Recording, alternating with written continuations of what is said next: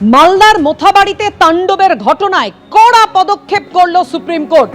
আপনাদের জানিয়ে রাখি, মুখ্য সচিব, ডিজিপি, ডিএম, এসপি কে শোকজ নোটিশ। 6 এপ্রিল ভার্চুয়াল শুনানিতে সবাইকে হাজির থাকতে নির্দেশ এবং মোথাবাড়ি তাণ্ডবের তদন্ত হবে।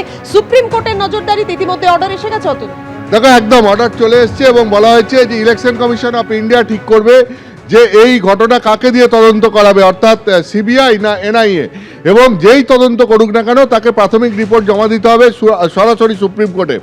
অর্থাৎ সুপ্রিম কোর্ট নিজের একদম পর্যবেক্ষণে রেখে এই তদন্তের নির্দেশ দিয়েছে এবং এই তদন্ত চলবে।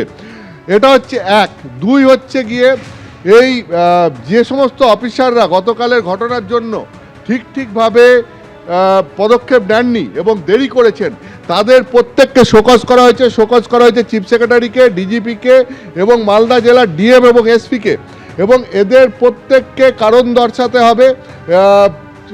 কলকাতা হাইকোর্টের প্রধান বিচারপতি কিভাবে এরা গোটা ঘটনাটাকে নিয়ে মানে দীর্ঘক্ষণ চলতে দিয়েছে, সঙ্গে সঙ্গে পদক্ষেপ করেনি, তা দিয়ে তিনি যে চিঠি লিখে অভিযোগ জানিয়েছেন সুপ্রিম কোর্টের প্রধান বিচারপতির কাছে, কলকাতা হাইকোর্টের প্রধান বিচারপতির ওই অভিযোগের সমস্ত উত্তর দিয়ে তার কারণ ধরছে। এক হচ্ছে এই অফিসারদেরকে ব্যাখ্যা দিতে হবে, এবং দুই হচ্ছে 6 এপ্রিল যখন এই মামলার ফের শুনানি আছে তখন তাদেরকে অনলাইনে হাজির থাকতে হবে। সুপ্রিম কোর্ট তাদের এই কারণ দর্শানোর পর সুপ্রিম কোর্টে যদি কোনো প্রশ্ন থাকে তাহলে অফিসারদের সুপ্রিম কোর্ট সরাসরি করবে। কড়া পদক্ষেপ, এটা বলার অপেক্ষা রাখে না। এবং আমি তোমাকে বলছি, এখানে জাজমেন্টে যেটা লেখা হয়েছে চিফ সেক্রেটারির ভূমিকা নিয়ে, যে চিফ সেক্রেটারি তাকে গতকাল চিফ সেক্রেটারির সঙ্গে যোগাযোগই করা যায়নি, যে যখন এইরকম সিচুয়েশন 7 জন জুডিশিয়াল অফিসার আটকে আছেন মালদায়, চিফ সেক্রেটারির সঙ্গে যোগাযোগ করা যাচ্ছে না।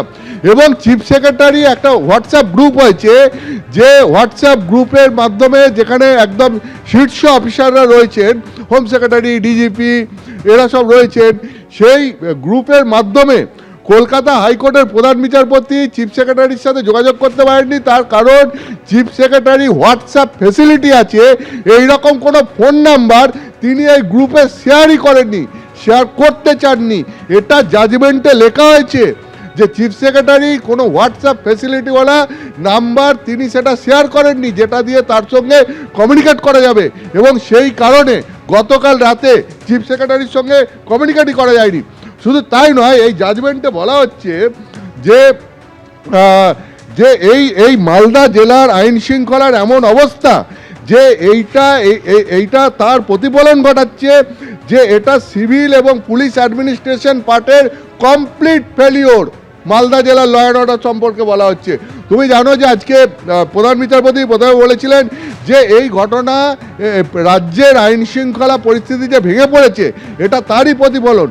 তখন রাজ্যের তরফ থেকে আইনজীবী কপিল সিব্বাল বলেন যে দয়া করে এটা অর্ডারে লিখবেন না, কিন্তু অর্ডারে যেটা লেখা হয়েছে সেটাও কম নয়, সেটা হচ্ছে মালদা জেলার আইন শৃঙ্খলা নিয়ে লেখা হয়েছে যে এটা পুলিশ এবং সিভিল অ্যাডমিনিস্ট্রেশন পার্টে কমপ্লিট ফেলিওর। আর একটা গুরুত্বপূর্ণ কথা বলে শেষ করব, যেটাও অর্ডার শিটে লেখা হয়েছে, যে এই যে গতকালের ঘটনা ঘটেছে এটা ক্যালকুলেটেড, ওয়েল প্ল্যান্ড এবং ডেলিভারেট অ্যাক্ট যারা ঘটিয়েছে তাদের পক্ষ থেকে।